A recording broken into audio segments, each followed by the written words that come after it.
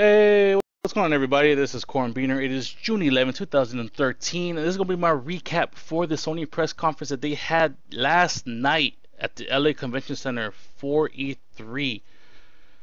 I did talk about the Microsoft one, and I want to give a big thanks to the Examiner.com for having this nice little layout when it comes to both recapping the Microsoft press conference and the now talked about Sony press conferences. Nice little layout. I will be linking to both of them and their respective videos down below, the Examiner.com. I do come to this site infrequently, but when I do come, I do enjoy what they actually post up, even though I have not used them lately. But let's get started.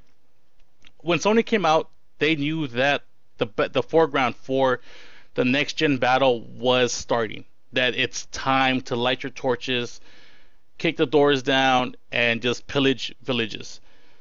But Sony also wanted to ensure all of its existing consumers from the PS3 that they would not be forgotten in this transition. When they came out 7 years ago, they mentioned that the PS3 had a 10-year plan.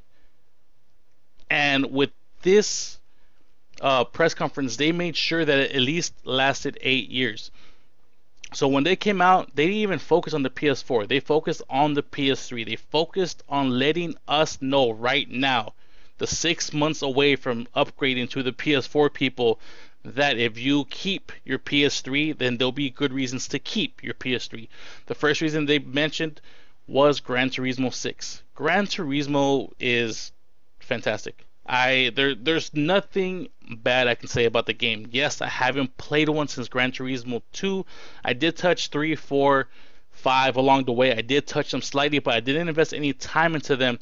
But the games are just so like, they're like masterpieces, like in car form. The game just looks like there's no way that any group of humans can actually come together and just scrutinize their work so much that you get something like Gran Turismo. Gran Turismo 6 just seems to set that bar even higher than they always seem to set it for themselves the game before.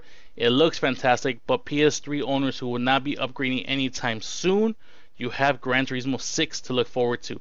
Another game that you guys have to look forward to, and this comes out this Friday, is Naughty Dog's new game, The Last of Us. Comes out Friday.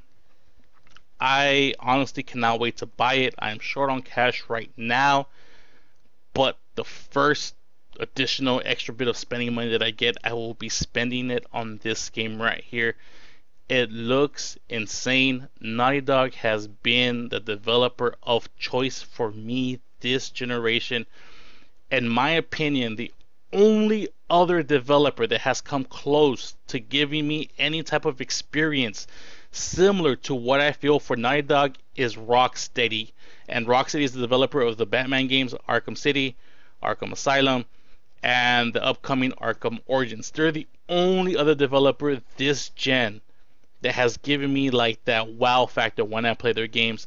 But Naughty Dog is still like another bar above them. But oh god, The Last of Us just looks so good. If you pick it up on Friday, enjoy it, peoples, because it looks like a fantastic game. Another game that that will be coming out in October is Beyond Two Souls. This game features Ellen Page. For anybody who doesn't know what Ellen Page is, she was a star of the movie Juno. She was also in the movie Inception. They captured her likeness, and she is the star of this game. The trailer that they showed at this E3 was vastly different than the one they showed at E3 last year. So I'm going to assume that that in those two trailers you're actually seeing the two souls from which the namesake of this game comes from. Quantic Dream is another developer that, even though their work may be a little bit more abstract, they hit something. If you're like that thinking man gamer, like you just like to see beauty, Quantic Dream is a developer for you. They have done great work for a long time. Another game that is coming out for the PS3 is Arkham Origins. This game will also be coming out on the 360 and PC. Doesn't matter what you play it for, it looks freaking sick, man. I cannot wait for this game to come out. I believe this also comes out in October. So October will be a very hectic month, not only for games, but just trying to save up the last few precious dollars to buy the new consoles. Now, when they finally got to the PS4 stuff, of course, they had to mention their exclusives. One of the exclusives that they mentioned, and these will actually be launch titles, is Infamous Second Son, Drive Club, and supposedly Watch Dogs will be an exclusive. Not exclusive, sorry, will be a launch title. Whether that's also a launch title with the Xbox One at this point is still unknown. Of course, the exclusivity and the launch date and all that other stuff can change, but I am really, really excited about those. And then they just blew my mind. Final Fantasy Versus 13 was a game that has been talked about for years upon years upon years.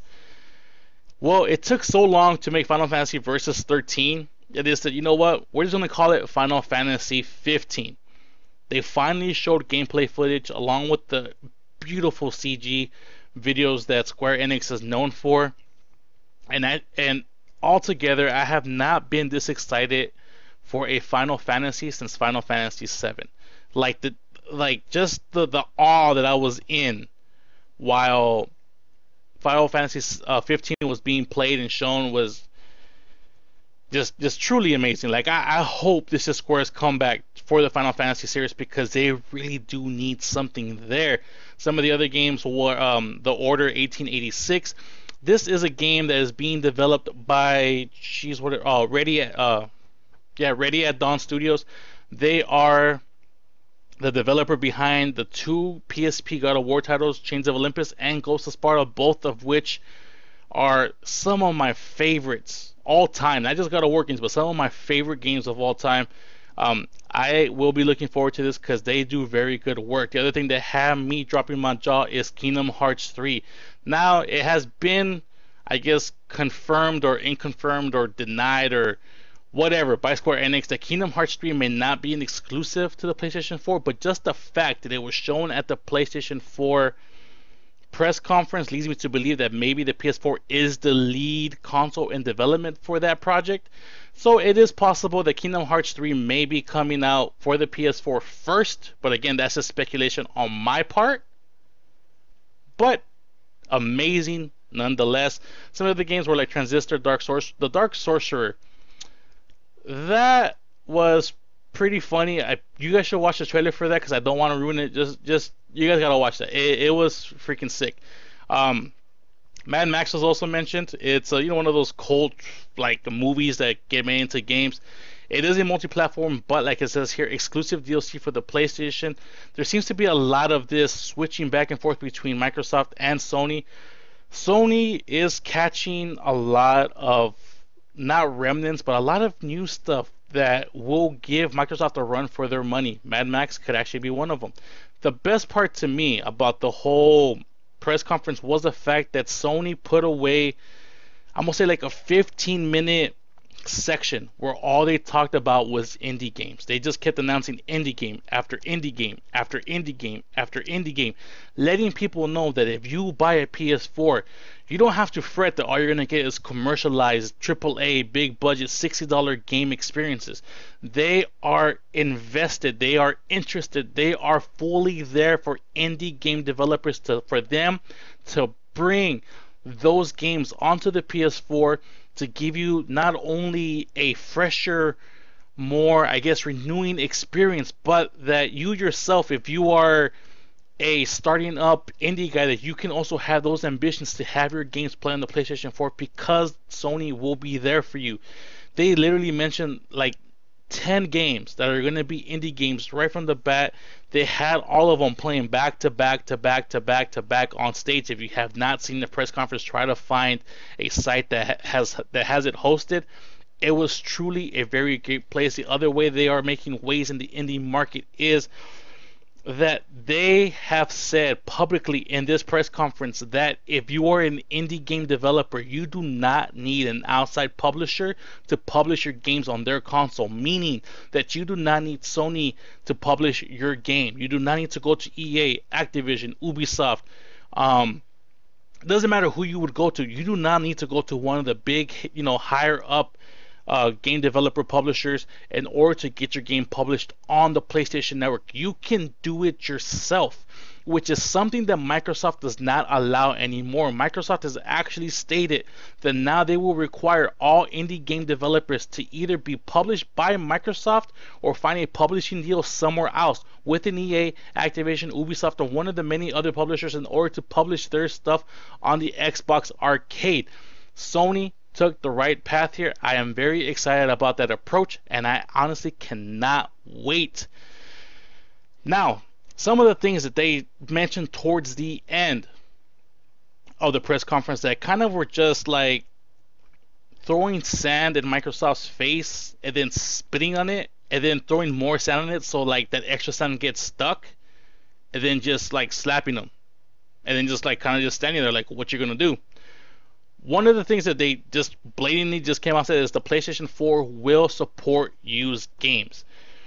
While I am not a big proponent of buying used games, I try to buy new whenever I can to support the developers, because at the end of the day, whatever problems that people may have with the publishers, you have to understand publishers are in this business to make money. So are the developers, but the developers see less of their money come from the sales of the games as opposed to what is already invested into them prior to their games launching. Meaning that if you don't buy the games, the developers get less and less money because the publisher has to recover their losses, their investments first, and then the developers get paid. So I'm a little iffy about the whole thing, but the fact that I don't have to actually sign on to my account on my cousin's PlayStation 4, that I can just say, damn fool, this game was tight, and let him borrow that game so he can try it out without any other need for me to like mess with that disc or mess with that game, is why I'm so excited about that. It's not the fact that I can go to eBay and buy cheaper games or go to GameStop. It's because I just want to share the experiences with my family members, with my friends, and the best way to do that is to let them borrow your games, and that falls under, for me, the used game category.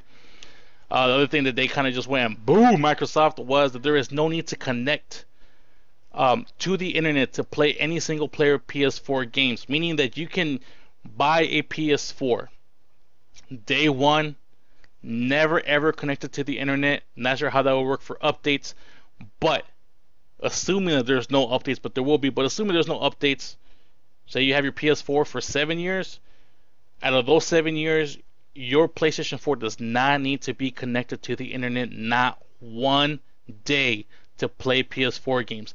Unlike the Xbox One, which requires you to verify your person, I guess who you are every 24 hours at the bare minimum.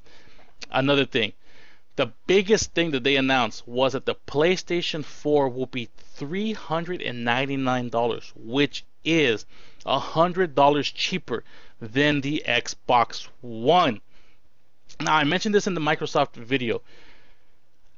One has to wonder how PlayStation 4 can launch at this price tag. And my assumption is going to be that out of the $100 that they are cheaper than the Xbox One, they are seeing part of this money as royalty fees, because Microsoft now has to use a component on their machine, be it the Blu-ray disc, in order to play games on their console. So obviously, if they have to pay royalties, well, guess what? Those consumers have to pay royalties too. So I'm going to say that this, most likely, the PlayStation 4 would have released at the same $500 price tag had it not been for them investing so much money in Blu-ray and actually succeeding in that investment. So big kudos for hammering the crap out of the PlayStation 3, putting all that R&D, all that work, and guess what? A whole generation later, we are seeing a console that is releasing $200 cheaper than the PS3 7 years later, which in my estimations is a hard thing to do.